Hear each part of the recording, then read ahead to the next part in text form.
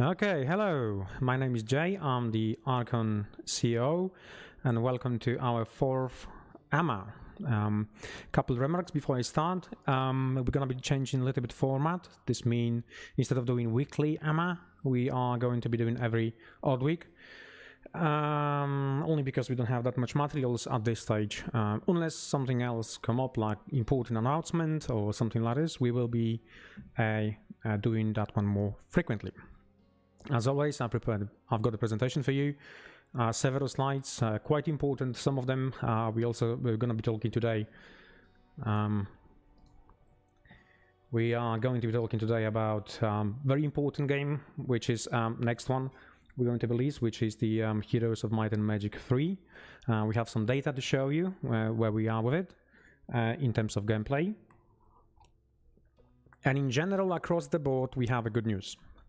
So for all the projects, we have a good news. So let's start it. Now, there's several questions about what after Encounter and what's the plan for Archon plan for the 2022 and what exactly we're going to be releasing. So I think I'm going to start with this one, and then we're going to move on through other projects and so on, so on, so on. So this month is July. That R means it's a retail release. So what we're planning for the retail is to get something for the Pathfinder and also Dungeons and Lasers. So stay tuned. You can sign up for the newsletter to know what exactly is released. In the following month, we're looking at the Master of the Universe Battleground, and it's a wave 1 in other languages. It's Spanish, French, and Italian language, which we plan to release the next month, and it's also obviously retail release. Then we're looking in September again, Pathfinder, Dungeon Lasers, Battleground. That's September. Another one, it's October, also retail release, and here something new, which is the Master of the Universe Field of Eternia. Now I'm gonna be talking about the Field of Eternia and all the updates in the next slide, so stay tuned on that one. Then obviously we have in November we have a Kickstarter for Heroes, and also we're looking at some Dungeon and Lasers retail. And now November is the last month of retails, only because December there is no releases. Nobody makes any releases in December, and only one reason why it's because of the November is the stock month, so where all the distributors actually getting the stock for the Christmas. So December no releases, and then in January we're looking at the crowdfunding at the moment for some plastic Kickstarter game found. We don't know yet. It's gonna be all dependent on how well we will do with the current workload on plastics. So crowdfunding shipping. Currently what we're looking at is obviously the Rampart. Rampart is starts shipping in the next couple of weeks. This is a Kickstarter which we've done in January, so we are only 6 months in and we are shipping. The shipping date was scheduled for the next year.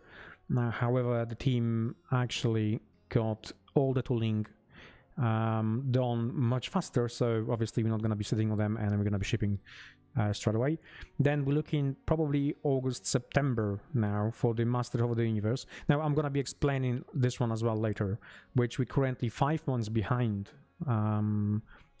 release. And as per previous information and data, it's down to the situation in China as well. But I'm gonna touch that one in a second. And then towards the end of the year, yes, I just put here Dungeons and Lasers account. I know we just finished the project. I know that we haven't even closed, we haven't even finished collecting funds from that Kickstarter, and we're announcing that we may be shipping in November, December. I mean, this is target. Basically, that's our company target, and my team target is to make the tooling within 4 to 5 months. And obviously, as soon as we have a tooling, we're definitely gonna be pushing them out of the door. So looking realistically on how many tools we can make, and I'll show you in a second where we are with all the models cutting and so on and so on. This is like, let's say, very optimistic target, but I think it's real. I think it's real, and I'm gonna be aiming at that. Okay, this is a tiny sneaky peek of something which is coming to retail.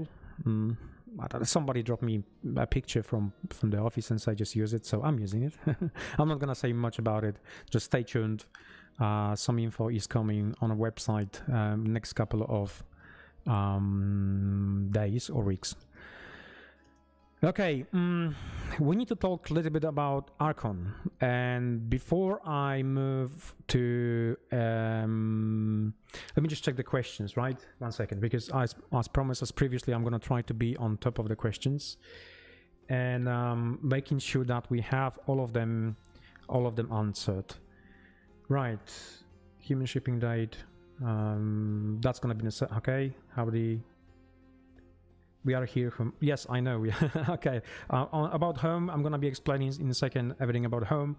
But before I explain about home, I need to explain a little bit about Archon. And it's very important to show you the snapshot of our company, and just because it is linked with the other aspects and what we do and how we actually changed in the last couple of years. So here we have a short list of stuff which we are great at, and also the list of the stuff we have to improve on. We're definitely great on the plastics, right? We have internal projects on time, we do have all the manufacturing in-house, we have trained staff, and so on, so on, so on. And this is proven by the projects which we currently delivered, or we have delivered, or we are currently delivering. This means Dungeons and Lasers and Rampart. We have our own internal 2D and 3D team, and we have those people who've been really long with us. They do understand our company, they understand what we're doing, where we're going, and what's the what's the future projects we have in mind. So having people fully trained in a business, especially in 2D and 3D, it's extremely important, because you can create a plan, internal plan, which is very accurate. When you have to go for freelancers, it sometimes goes either way. Sometimes you have a freelancer which delivers stuff to you on time, and sometimes you don't. So in some cases, many things are not on time. However, in our case, those things like 2D and 3D, we do have on time. And one of the prime examples is Pathfinder release, top-notch quality, DNL system, and so on, and licensors is extremely happy about. Production, obviously, as mentioned, is linked with plastic, but everything production, like boxes, everything is made in-house. We have a machine park where our production comes first, obviously, so even if we make production for other companies, we always make sure that our production is first. So we proved this one with Master of the Universe Battleground. That was the project which was put in a production within 3 months. So we made something, we basically set the target, and we internal target for our internal manufacturing without any external interference, and we managed to do that. And a feedback. So feedback is something which we've been actually collecting for a long time. We implementing feedback, community feedback from Kickstarter, GameFound, from social media feedback. We also sending out a lot of surveys, and based on those surveys, we then change the product or develop new product, or we basically listen to you. So, and yeah, some of the prime examples is definitely Dungeons Lasers and Master of the Universe Fields of Eternia, where we were working with a community to actually do different coloring models and things like that. Where we are not good at is, and this is the things I'm gonna be tackling for the next couple of weeks and for the following updates, but I'm not going to be majorly focusing on those things because they're very complex issues and every company has them, but I have to mention them that we're not perfect. No, we're far away from being perfect. We have a huge room to improve, and those things needs to be mentioned as well. We're not fair. So definitely working with external suppliers. We don't understand yet how to work with external suppliers because there's so many of them. And what I mean by that is when we go to external supplier, we ask to do something. We always think about external suppliers like like his processes are similar to ours, right? So if somebody comes to us to make a manufacturing miniatures and models like those ones you can see on there, we're trying to put as much attention as possible and make sure that we can hit the deadlines and everything else, and you know, put pressure, we put overtime just to make sure it's actually done and dusted. With third party, it's not like that. In most of the cases, it's basically it's not overpromise, under delivery. So we are currently in the next projects, or any projects which will be involving third party, we're gonna have to add additional downtime just in case if there is some issues on a side of the third party. Not the best calls. This is something which just, you know, hitting directly me because I'm the CEO and I'm the person who is making the calls. Not always, but a majority of the important calls is actually on me.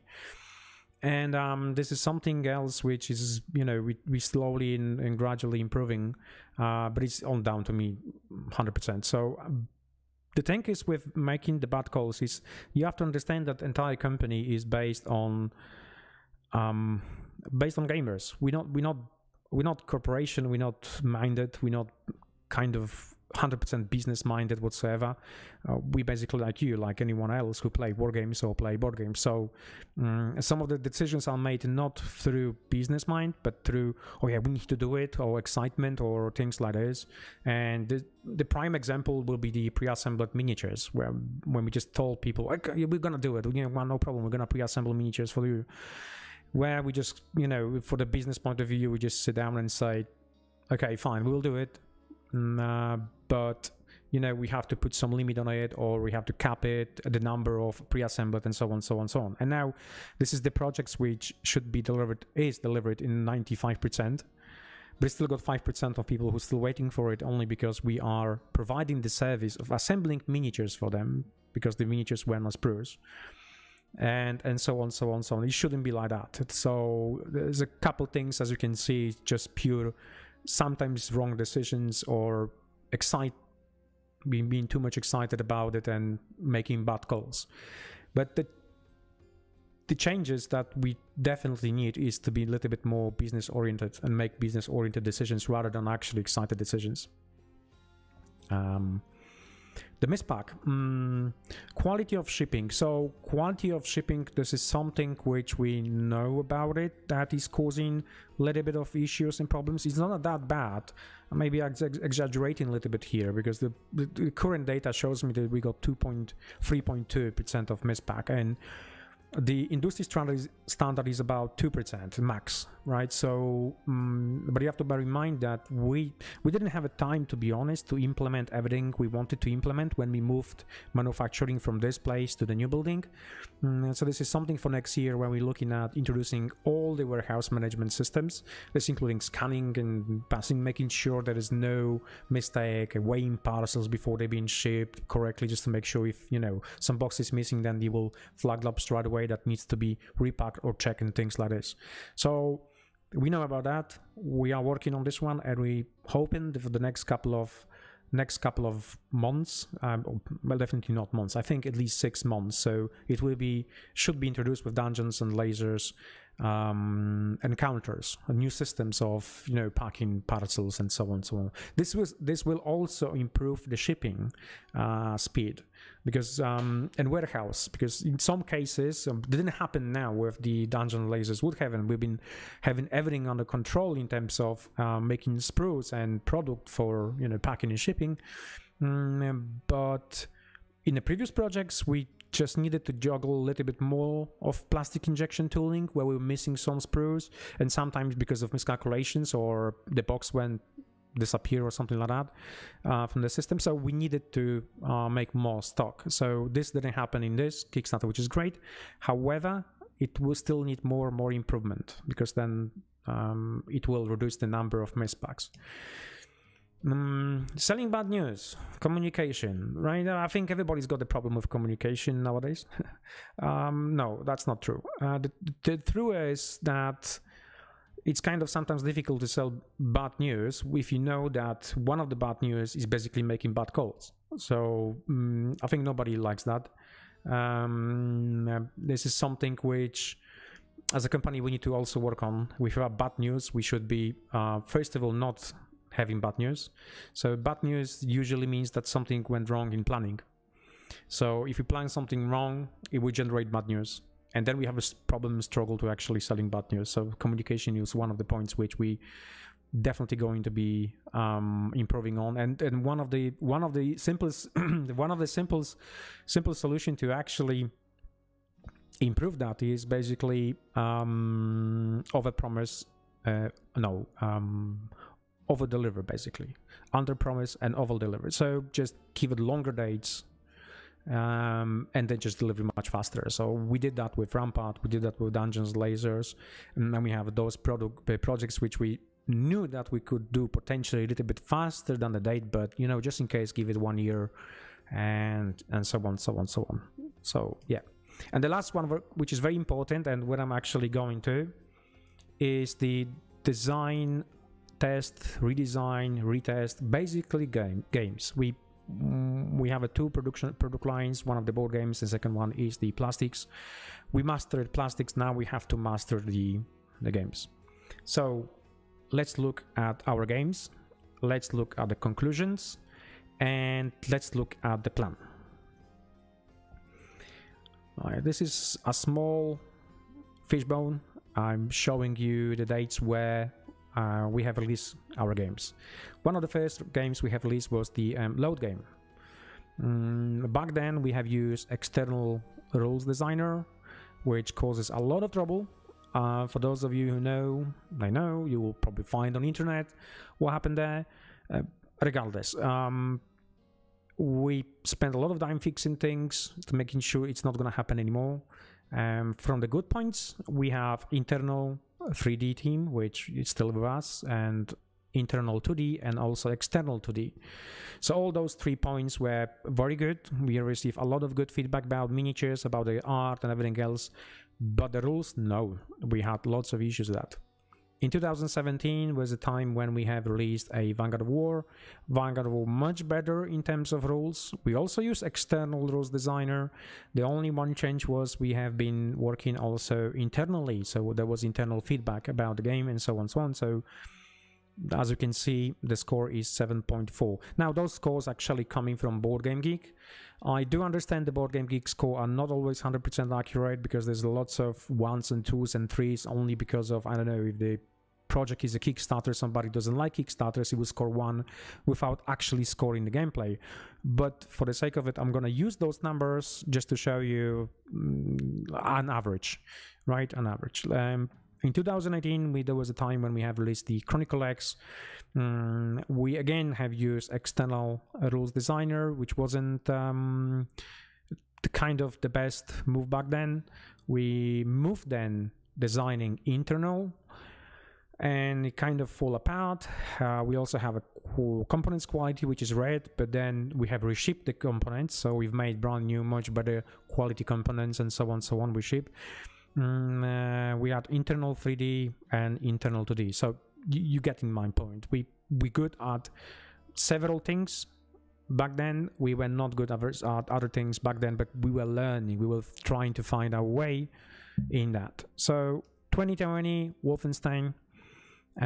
This is the time when, for the first time, we decide to actually get a rule designer team. Actually, was just one person who started and was full-time dedicated.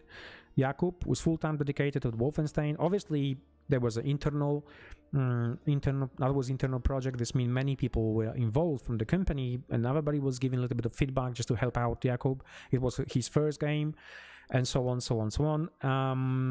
We also, I just put down like lower scores, not game play oriented. There are some lower scores which are nothing to do with the game, but game anyway in average scored 7.5. In 2022 we had this, which is a mod to Fields of Eternia. Now this time around we had much more bigger team. Obviously the scores are not there because the game will be shipped within the next few months. However, still team of two internal designers. We ran blind tests, so we had like internal store where we were able to go there and do the play testings and so on. The red ones are the ones or twos or threes on basically Board Game Geek at the moment, which they say that we have restricted regions. I mean, it's a license basically, so we cannot do anything. It's just for Europe, that's it. And then hot fixes. So we had some hot fixes which were done just prior to actually go on a Kickstarter and GameFound this time. And then we needed also to fix the game later on, and that wasn't very good. So experience was actually designing experience, or we learned on the designing experience to make sure there won't be or there is no more hot fixes. So it needs to be done 100%. Then we have this. This is the game which was released a couple months ago. 4 internal designers, so the team grown. We run the blind test, we work with community, Board Game Geek, social media community, and so on this game. Currently it's trending on 8, between 8 and 9, which is really good. I mean, if you go on the Board Game Geek, you can see there's a lots of feedback. There's some very good feedback about that game. It's a skirmish game. It's a game when we put really a lot of new changes in the process of designing and developing of the game, and as you can see, the scores are there. So the proof of that we're doing something wrong, doing something good now and correctly is basically showing by the number, by the score. And now we are going into this, which is Heroes. So based on that feedback, based on that experience for the last 5 years, we've done this. So we have four internal designers for this game. We are running blind tests constantly. We are closed feedback group. We have closed feedback groups. This means we have a feedback group which plays the game and constantly providing us with the feedback about it. We have a community and Board Game Geek, so we work with the community on that. And the most important, there is also fandom of Home 3, which is very excited about the game, and also we have to make sure that they are happy about it, and because that's only one way this game to grow. And target, that's the target. It's 8.5. We want to be at 8.5 on Board Game Geek with this game, minimum. So let me show you how we're gonna get there, because dropping the target is one thing, but I need to show you the roadmap. We have run, one sec. So we've been on 2 trade shows. We got our team there, making sure that everything is set up, table set up, just to show people how the game is played, and collect data. And based on that data, we can just tell you that we have been on UK Game Expo. We have done a blind test of 75 games. So we have 75 different games. Actually, this is 75 games which were done. From that games, we have collected all the data, which we plotted on a chart, and then also collected information just to show you right now where we are with it. There are some things we have to improve. The median is good. It's between 8 and 9. However, it's something I'm more focused on than the median, because median, sometimes the excitement about the game or and so on might offset median. Mean is very important. So in this situation, we have couple elements which we think we have to improve, and that's data, and this is pure data coming from UK Game Expo, from you guys, from the people who actually came and played the game. Definitely deck building is something needs to be done, and also how easy it is to learn the game, and it's called 8.11. We also did exactly the same at the Percon. This time around, we had much more people actually at the table. A blind test of 120 games, and from that we have collected the data. And what does it tell us? Well, the data tell us 2 things. One, definitely we need to look at the deck building mechanisms, or something which needs to be adjusted there. Something we were looking at the combat system. However, it's mixed. It's a kind of mixed info, because at the end of we're looking at the UK Game Expo and Percon, it's small deviation there. And definitely how easy it is to learn the game, 7.77. So its complexity of the game seems to be a little bit higher, or learning complexity, or learning curve seems to be a little bit higher than we want to be. Now, whether it's coming from the game itself it needs to be complex game, or we have to do something in the rulebook, we will do more test after we do all the adjustments. So ask team to tackle 5 most important issues, or based on your feedback on all of those trade shows, what exactly we need to do to actually bring in the game into at least 8.5 and so on. So one of the things is basically price. I mean, price. I mean, the scoring points on Board Game Geek, the price is also being kind of important. The games which are much more expensive, they sometimes being scored a bit lower just because of they're expensive. So one of the issue was that we need to make sure the game is not being that much expensive, so we have decided to design the core game with hero models only. So the core game itself, we only have miniatures for the heroes. There's no need for anything else. What is also quite kind of important is that somebody who came to me, because I was on Percon, said to me, look guys, you have to make a good game, not miniatures. Just make a good game, and that's what I want. I want to pay you for very, very good game, not for good miniatures. And I think that kind of cascades across many people who thinks exactly the same. We're good at miniatures, we're good at sculpting and things like that, so you don't have to be worried about that. But the things in terms of game, that's very important. But also in the same time, we need to be in the brackets, or sales bracket, or price brackets, which is available on a market and is, easy to purchase. So that's one of the goals. And the weight of that one is 10 out of 10. So very, very important. And that was redone. The deck building issue is the second one, which we put down as 9 out of 10, and is based on the feedback and based on the data we have collected from you. The game flow, we have reworked natural units from tokens into cards. Now diplomacy ability heroes can recruit them, move over to gain unique specialties or abilities. So we have added another layer of the gameplay just to improve the game flow based on the feedback. The game balance, this is something which came quite often in the feedback. Weight was 7 out of 10, which the modified die modifier was too spread. So the die modifier -2 + 2 was changed to +1 -1. In fact, this will be now tested. We're gonna be on another small trade show in the next couple of weeks, when we're gonna have about 1,000 people coming through the doors. It's called Phantasmagoria, and it's quite close to our hometown, and we expecting much more casual players to be there. So it will be very good sample just to see what casual players think about the game itself in general.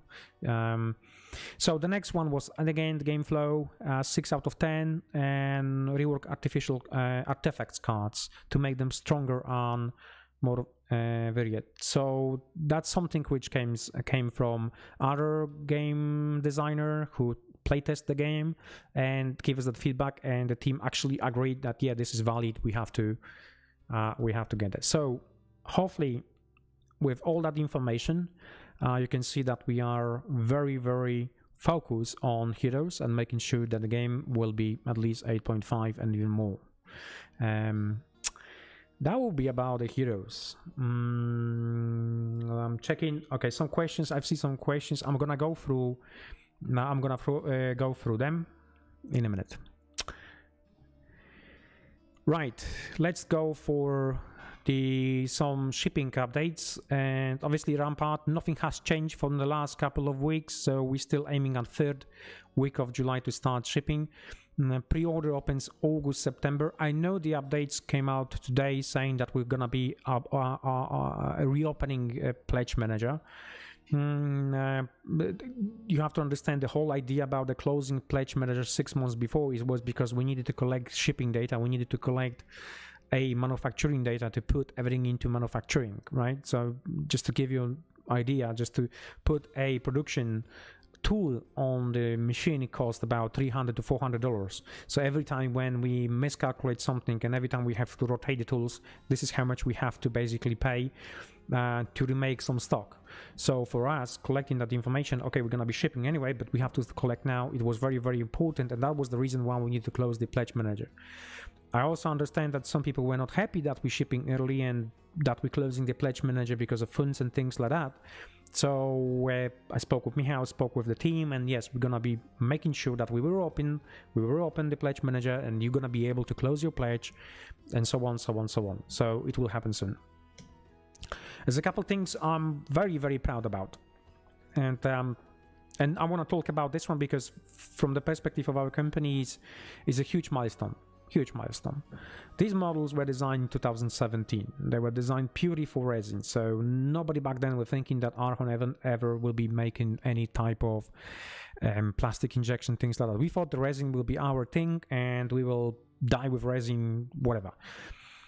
No, we changed the plastic. So these models were also benchmark models for myself, because whenever I was going to external company asking to make some plastic injection, they were saying, "No, listen, these models are too complex. There's no way that you're gonna be able to turn those models from resin to plastic." 5 years later, I have them. I have them in plastic. We've made them, and the quality is absolutely great. I mean, compared to resin, whoa, really, I'm blown away. Yeah, so it's very, very soon you're gonna have them in your hand, and so on. I will appreciate any type of feedback, but as I mentioned, we've done the job. We've done the best, I think, job possible in terms of turning these models into resin, and I am blown away myself and really, really amazed work that was done by our team. There's also good news, additional bits. As you might know, whenever we run something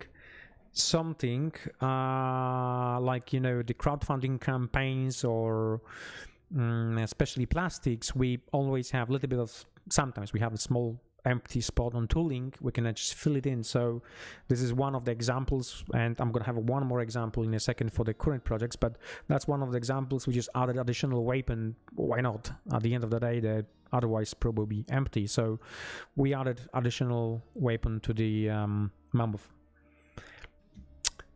That will be all. Now we need to talk about the Master of the Universe Field of Athenia. So the good news. Right, the prototype will be with us, confirmed by the manufacturer within 2 to 3 weeks. I'm gonna be doing a live update here, showing you all the boxes, all the components, everything which is in the box within that time. That information came to us a week and a half ago. They told us they need 10 days to manufacture this one, so I'm expecting some info next week. I'm also expecting some pictures from that one next week, and the update will be on the Master of the Universe. What does it mean, prototype? Prototype means that we're finally going to have a final game which is ready to start mass production, but there's one more step we have to do. Now, I say July and plus 4 months. Yes, the project is delayed 4 months. There was a 3 months delay in Shanghai when nobody could do anything in the offices, and that's one of the reasons why I'm just adding this one here. So in reality we should have that one in April. Now it's July, so based on the initial dates. Once we have the prototype, we have to understand we have to go to licensor. Not physically go, but we have to show the licensor the prototype. This is something which this company is extremely good at. It's the sending, or basically making exactly what we said we're going to do on digital elements and sending them to licensors for approval with no issues whatsoever. Here and there sometimes we get some tiny issues and we have to adjust it, but nothing major, nothing problematic that we have to spend another month or 2 or 3 redesigning only because we make serious issues and problems. But those two things, so once we receive the prototype and also sending them the licenses, we're gonna do exactly the same time, because licenses just need the photos. So we will take photos of every single component and upload in a system and then just wait for the final go, it's ready. So this is all will happen in this month. It's gonna happen this month regardless of what. Then we have this. So once we have a fully approved, once the licensor is happy with it, once everybody is happy with it, we will put everything into mass production. So the mass production, according to the manufacturer, is 3 weeks. They need a 3 weeks window of mass production, probably a week here or there, just to manufacture this one. You have to bear in mind that the company we are with, Longpack, is a huge company. It's extremely large. It's the biggest company or board game company in China. In fact, there's so many small companies in China you will probably hear about, but 50-60% of those companies goes to them, to Longpack, to actually make the products. So I was also surprised about it, and they have a volumes of millions of board games every year. So for them, making 5,000-10,000 units, it's nothing. It's basically nothing. So they promise about 3 weeks production, but we need that date of approval. So once I've got approval, once I send that approval information to a China that start production, then the manufacturer will be able to feed back the info that yes, this is what's happening, and I'll give you 3 weeks, and this is the correct date when you're gonna be able to collect it and ship it. So here I've got a question mark because I don't know exactly by when it's gonna happen, right? So the best case scenario is July we get approval, right? Next week I'm getting everything. Within 2 weeks I'm getting full approval. I'm letting know the supplier start production. He start production in August, finish towards the end of the August, and we collect it and shipping it, right, in August. And it takes about 2 to 3 weeks to actually shipping to Poland. Right. However, I don't know that date, so you will be updated on weekly basis or fortnightly basis with that date. Once I have it, we'll definitely feed you back. And then obviously it's another step, which means when it comes to the Polish border, we need to make custom clearance and then shipping to backers. Shipping, I wouldn't be worried about. We can ship everything within 1 week. We did that with Wolfenstein. We shipped almost 4,500 units of Wolfenstein within just a single week. So here should be exactly the same. Shouldn't be much problem with it. It's just taking product out of the box to the shipping box, and here you go. So this is where we are. In general, it's extremely good news because they push forward everything they had on the backlog. You have to bear in mind when they stopped everything 3 months ago, almost 4 months ago, and especially the office in Shanghai, they put everything on the backlog. Everything was basically building up. You know, new quotes were coming in, new people were asking where the products and so on, so on, so on. So telling us that, you look guys, we're gonna make this product for you, that you can actually get approval and push into production is great. It's absolutely great news. And yeah, so we're sticking with that. We're gonna talking about that one in the next couple of days when I got more information for you.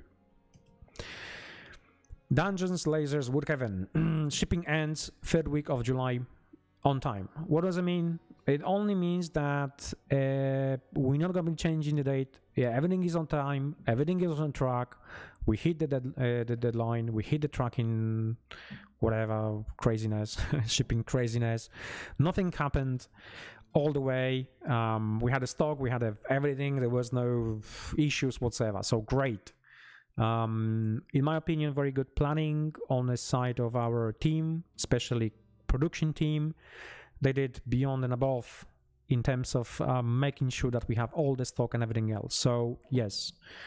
But as always, I'm happy to announce, you know, a new project. Why not? Because we're finishing this one. So I think in 2023 or 4, we're gonna make in cars. Why not? Large pros, biggest pros. Why not? Come on, looks cool, no? No, I'm joking, obviously, about. I'm not gonna make it another big. Maybe. Interesting. Yeah, maybe. Anyway, let's move on. Daddy jokes. But what is most important is basically seeing you guys extremely happy with the product, and you know, seeing you using it, playing with it, playing session, RPG session on it, and wargaming in some cases, receiving it, some of you, playing with it, and spending entire number of hours cutting from sprues and basically doing all needed assembling and things like that, and playing session on it is great. You know, it's great because it's giving us a great message that this is not yet another a dust collector or something. It's basically a product which you keep using it, and you keep playing on it, and so on. So this is absolutely great stuff. I'm very happy about it. Entire team is. Joanna is also customer service. Joanna, whenever she receives any good email from you guys, she always throw it into the company chat and things like that. So great, thank you. And yeah, that about would happen. So again, good news, nothing bad to say about it. Another one thing is basically dungeon lasers encounters. So dungeon lasers encounters upgrades, why not? So the boat itself, it will have a sail because boat, the sail is not boat. We found space on a tool for that boat tool, so the team decided to actually sculpt the sail and add it. It's gonna be two-piece element, simple as that. It's a free upgrade, whatever. We're just gonna be doing constantly this one whenever we see the opportunity to increase the value for you on dungeon lasers encounters. There's also small other changes which we needed to do. Some of the wasp, the scale needed to increase, and one of the reasons because of this element is made out of more pieces than we wanted to. So the pieces were too tiny, in my opinion. Well, in general, in plastic opinion, let's say. So we needed to increase the scale by 25%. So it's much better. It still fits on 25mm base. It's much more, much more detailed model now, and much more easy to put together. River, yeah. So that's River. It's basically been sculpted. It is sculpted. The team has finished sculpting. The Camilla's team, which is dealing with all plastic injection bits and preparation, also finished. So I believe that's gonna be next tool we're gonna be getting on to production, and very soon. And this is an example of how they're gonna be made. One of it's gonna be plastic, clear plastic. Both gonna be clear plastic in red and also in the blue. And obviously, as with previous clear plastic elements, we always advertise them as reverse painting. This means you only paint the bits which not meant to be clear, and you left the clear stuff which is clear. So that's great, and this is how potentially it might look. That's about that. And also there is another number of models and miniatures we have cut already this week and last week. That's encounters. I've done that because I just want to show you that how much we are improving in terms of making miniatures with less and less parts to put together to assemble. So we have wolves with only 2 pieces, right? We do have a werewolf is about 4 pieces, some other elements 3 pieces, and so on and so on and so on. So I believe in the next couple of models, elements, and projects, we're probably gonna be going down to, I don't know, 3. I think the 3 is a maximum or minimum, basically. But this is the goal. This is the end goal, and it's still, and the models still are in a very good quality and so on. Let's do some main questions. Let me just check now what we have here. in terms of question. I'll go from the bottom, from the top. Excuse me, I need to use my laptop and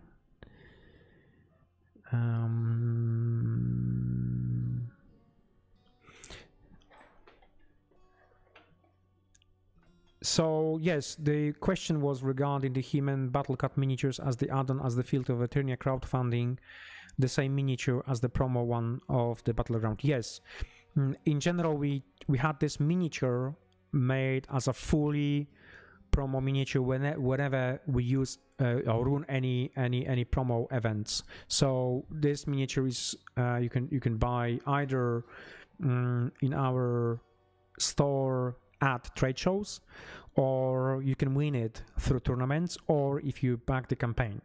So it's the same miniature. It in general is we don't want to introduce more miniatures because might cost a little bit of how many variants of this miniature we're gonna have on the market. So instead of doing that, we just keep it simple, and as we had it a miniature which was purely designed as a promo, we just keep using it that way. Starter site. Regarding the wargaming stuff, we work on 2 wargaming projects currently. I can tell you, I don't have any screenshots and things like that. Next time I will do photos and things. One is a space combat game, which is shaping up very, very, very nicely. We are putting a lot of attention into it. So I think I'm gonna be able to talk about that one in the next couple of weeks. I think, if not, maybe a month or 2. However, I really like the game. I mean, I'm one of the testers, designers with Jarek. We just keep playing this game on a daily basis just to make sure that it's cool. However, we're gonna be able to show you a little bit more. I think we found again something which gonna be very, very good, like Battleground. I really believe in that. So yeah, the other wargaming is it was sci-fi wargame which we work on. We put on pause for 3 years. One of the reasons why we put this one on for 3 years is because we have been talking with external company about a license to make a sci-fi wargame. Yeah. And that talk's been ongoing for 3 years. We cannot announce it yet. The deal is stroke, or maybe deal is not stroke. I cannot say it, let's say. The most important bit is that we do have in mind to release more and more products which are wargaming oriented products, and definitely more wargaming games. It's no brainer. We have a process in house. We make our own miniatures. We finally have a good designer team. Our 2D guys, 3D guys, CNC, everybody basically are ready for that. Absolutely ready to, and especially for those of you who are gonna have in hands miniatures we've made from in 2017 now in plastic, which are the Empire of Man miniatures. So it's absolutely no-brainer at this stage to work on something big, on a AAA game, at least here from us. The pledge manager mentioned the pledge manager of Rampart. Yes, we are going to be reopening this one, so you're gonna be able. I'm not quite sure whether you gonna be able to add any bits. I don't think so. I think the pledge manager will be only reopened for people who hasn't closed them, the pledge manager, but not for the ones who wants to add more stuff. I think that we cannot do that. Maybe we will find some other option to do so later on, post the Kickstarter. We don't know.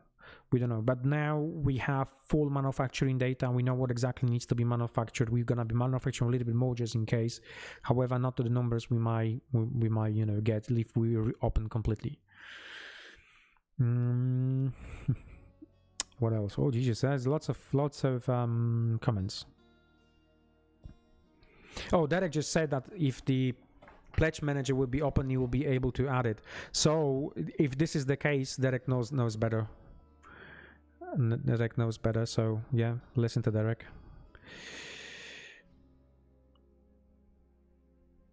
Clear insect wings. No, we won't be able to add any clear insect wings, and only one of the reasons is that they need to go on the sprues which are fully designed and dedicated just for that model. So, and we don't have any other clear sprue which we might look, you know, kind of tandem with other elements. So it's not going to happen, unfortunately. We don't plan to do a gray option for the so the question was regarding the elven forest and encounters, only available in a colored plastic. Yes, we're gonna make them in a colored plastic. It's much easier for people to, especially now, the painting. I remember when I start painting my models 20 something years ago. We had so many options. We just covered paints, right? We had inks. Back then we had some inks, very good inks. I remember Games Workshop was actually, you know, and when they announced that it's not going to be available anymore, I've got myself about 10 of them because I love the inks. Now, a couple of years ago, they've changed a strategy for paints, which is absolutely brilliant because they want to introduce a hobby to even younger and wider spectrum of audience, and by adding washes. And this is absolutely brilliant idea. With washes you can paint the miniature very, very nicely, very, very quickly. This is genius, right? And you don't have to have much skills, to be honest. You don't have to, you know, paint miniatures for months to actually be there with it. So looking at what they are doing and just kind of following that approach, we thought that it would be a great idea if we provide the product in colored plastic for users just to use overlay in terms of, you know, washes, paints, and job done. So that's the thing which I think that's the thing which we're gonna be sticking with. And why not in gray option? Just because when we set the production up and we start the production, there is no way of kind of quickly changing materials, if you know what I mean. They generate waste, and then we also have to have a separate inventory. We have to have separate product line and things like that in the boxes, and sometimes am I missing. So we kind of decide not to go with many different color of plastic, just set in one.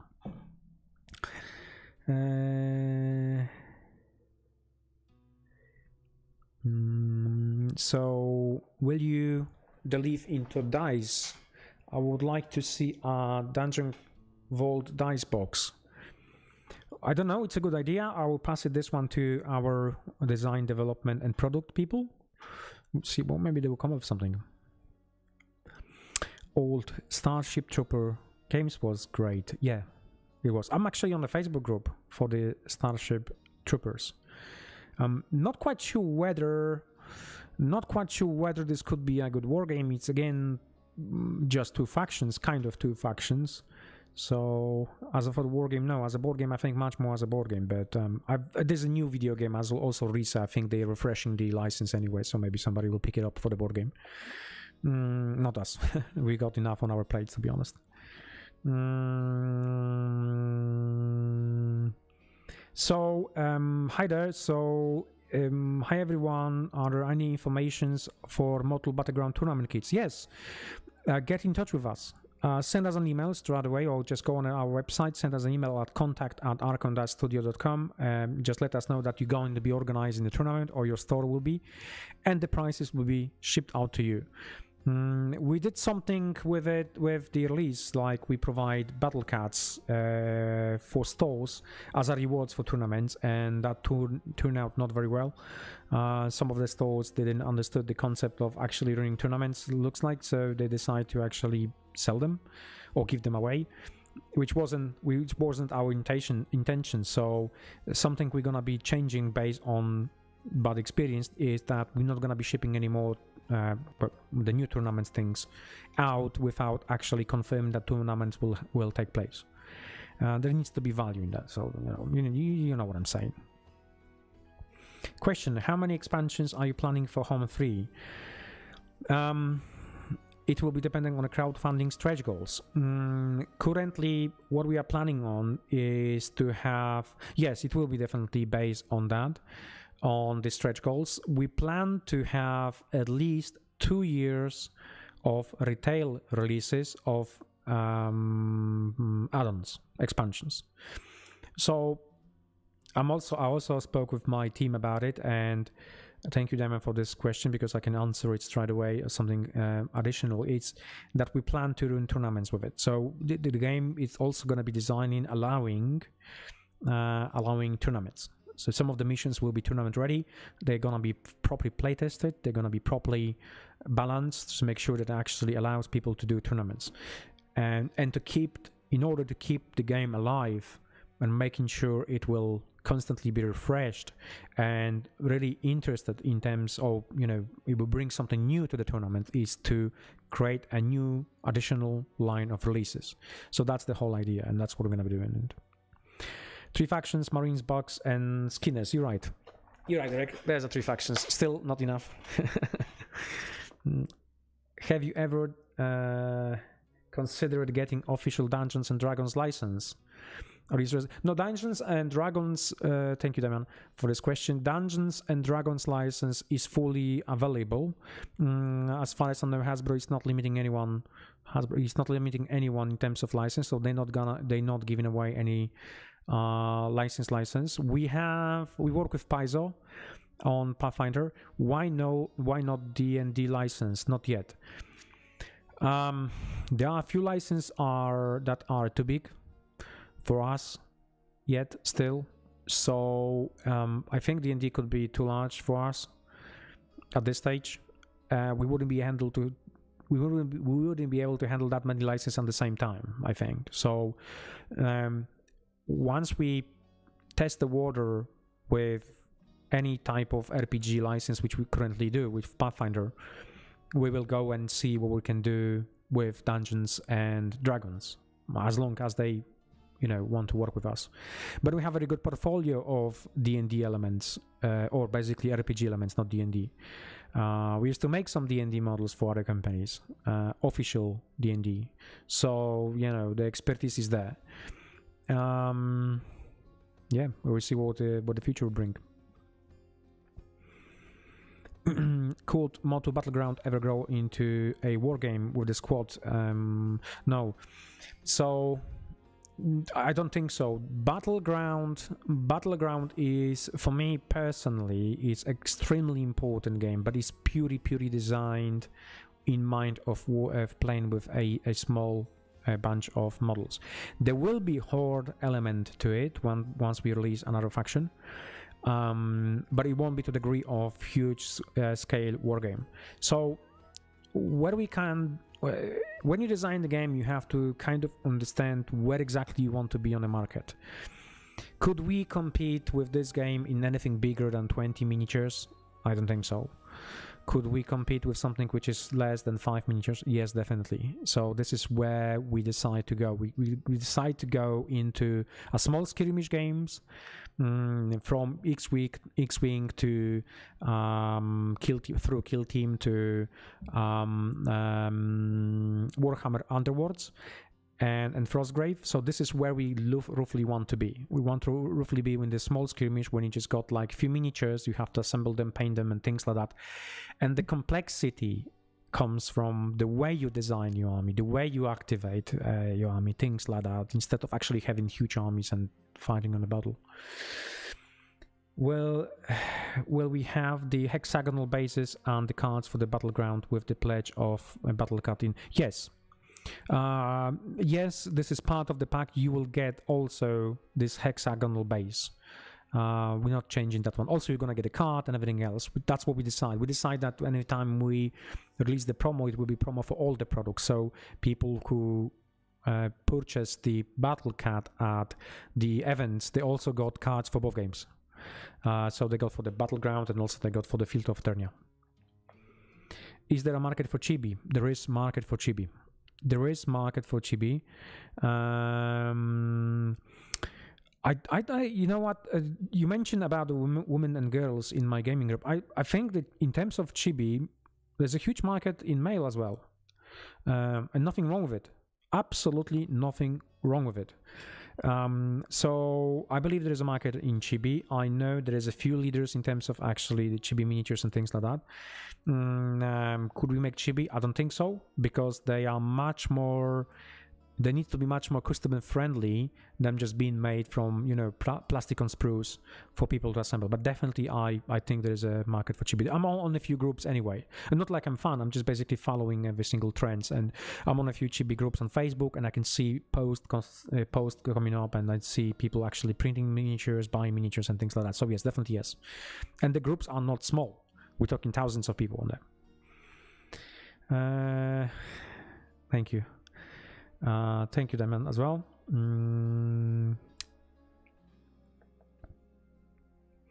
Would you consider a collaboration with Frostgrave Creator to create a specific game specific to Dungeon? Yeah, why? Definitely yes. We open to any type of cooperation. Dungeons and Lasers Terrain. In fact, we've approached distributor, which is Red Star, I believe, in the UK. We have approached them with this terrain, and I think they are like a main distributor for anything Frostgrave, and we were asking question whether they will be interested in Dungeons and Lasers terrain or something, you know, fancy design just for the Frostgrave. I don't think we have any anything back from them, but we definitely always open for any cooperation. So let's go back to the because I've got few more slides to show you. And so the question was let's go back. Older D&D. Yes, as mentioned at the beginning of presentation, we have a full retail release schedule, and some of the D&D stuff, DNL stuff will be there. Some of the old one, so like for instance, Townfolks. Yes, the Townfolks, as I mentioned, that will be available. There was a question about the release of the Polish version of Battleground. So here it is.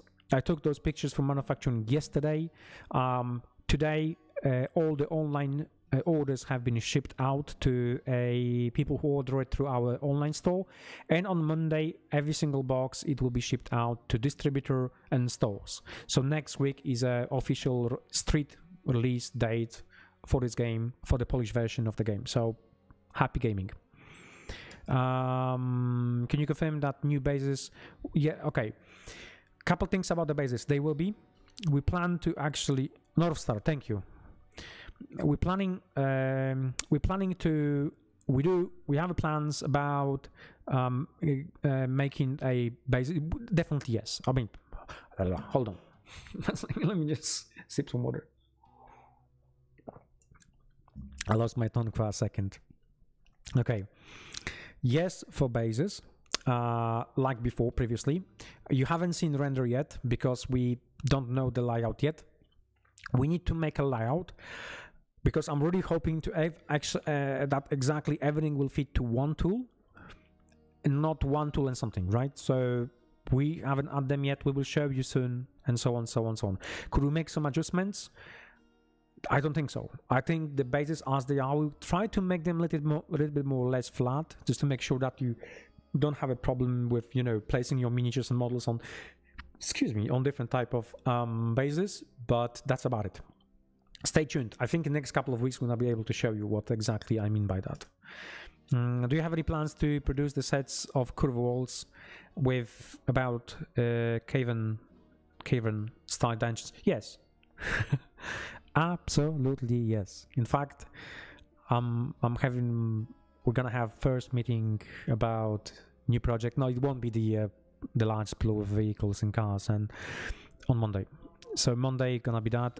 This weekend it's my weekend for designing stuff, so I'm gonna spending at home a little bit of time on designing bounding boxes just to see how we can actually do that and how to engineer this one. But yeah, definitely. Large open floors in DNL are weak. They're not designed to be large open floors, kind of. And the question was whether we can create something bigger to actually stack. No, we are limited to tooling size. and making this one just to fix that, like, you know, large open splores flows, it won't be any good one, won't be beneficial. So instead of doing this, we can do something much, you know, much better. However, my suggestion is, and a small suggestion, if you want to make large tiles and connect them, take few tiles together, glue them together, and then connect them with normal clips. It will work much better instead of having every single one being on the clips. Can you make a base pack with bigger bases? No, no, unfortunately no. We only can make the bases that we actually sold or added and things like that. We're not planning to add any additional products because we want to mainly now focus on making this product first instead of, you know, adding any other products to that line. Tooling price, obviously. When will you receive your assembly pledges? Yeah, that's one of the questions which keeps coming back as previous updates, and as per my personal message I sent to everybody, the people who are still waiting for it. It's happening on daily basis. On daily basis, something is being put together. We're still sticking with the date of 11 weeks when we say we're gonna do it. Team is confident they can do it. At the moment, I don't see any problem. So 11 weeks from when we have announced it, so everything is basically those assembled pledges by us, the service we provide to you, it's happening. Can you add swappable elements to the basing sprues that we can get more unique combination of bases? I mentioned about the sprue size, so if we fit everything on one sprue, then maybe, then definitely no. If not, maybe we'll find a little bit of room. We can actually add something which we have and we haven't used, basically. So that's the idea. We did add those things. We did add like a necromancer arms coming out from the ground in the Dungeons Lasers 3. You could use them with any base, or with the necromancer, or with any other base. Giant crab model sculpt attacking kobolds in the trench coat. I think that's absolutely genius idea. Maybe we will see the future DNL options that play into elevation mode. Yeah, that's one of the things we're definitely going to be doing, but not with DNL 5. Definitely in the future. My dream is about huge castle. My dream about a huge, massive castle, but that needs to, you know, much more engineering that we have currently at the moment. Would you be willing to add Roblin as a paid add-on, even though we didn't fund it? Yeah, we always kind of been very, you know, okay, we will see what we can do. Maybe with some CEO decision, we will just basically make it and add it to every single stretch. We don't know. We don't know yet. I don't know yet. We need to see where we're going to be the project in 4 months or 5 months. If we're there in 4 or 5 months, maybe we will just stick it to it. Why not? The guys will sculpt it and then we'll make it in plastic injection. But at the moment, I would say just wait for it. We'll see. That's all the questions I have here.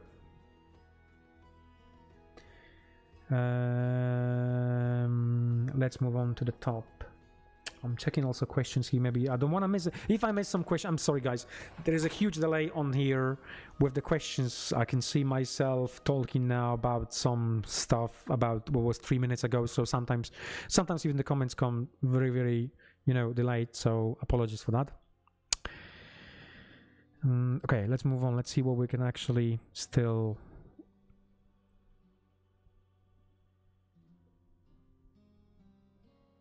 Okay.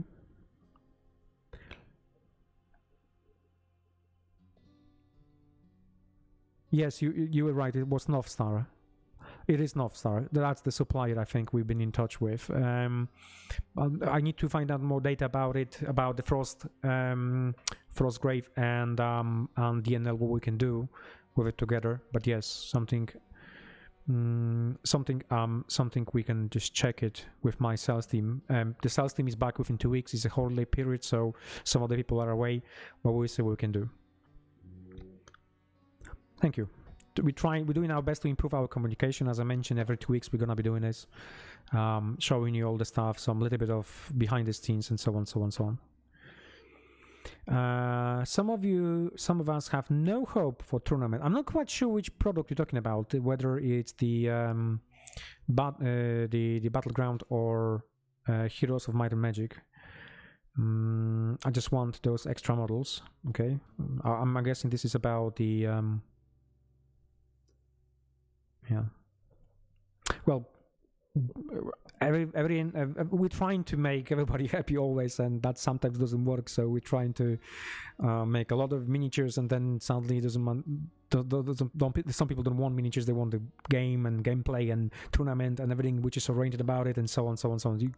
So yeah. But in terms of miniatures, you should know we're good at it. We're really good at it. So we're proud of it, and it's nothing. Yeah. Okay, I'm gonna be wrapping up. If you're going to have... Oh, there's one more question about the classic motor vehicles planned for Battleground. Yes, I can tell you. Stay tuned for the next Wave 2 release of that. You will see something really cool. Not only the... but also, yeah, I cannot say much about it because I don't want to ruin it, the surprise, but stay tuned for the next updates on Battleground, especially about the second wave of releases. So we have something really, really special, and gameplay wise, terrain wise, miniatures wise, yeah, something really cool. But vehicles, yes, we talk about that one. That's one of the reasons why we have designed the large base, just to make sure we can also accommodate the rules with the large bases miniatures. So it wasn't there just because we want to stick it in. It had its own, plans. Right. Okay. Thanks for that. Thank you very much for your time. I hope next time I have more info for you. And that's it for today. Thanks.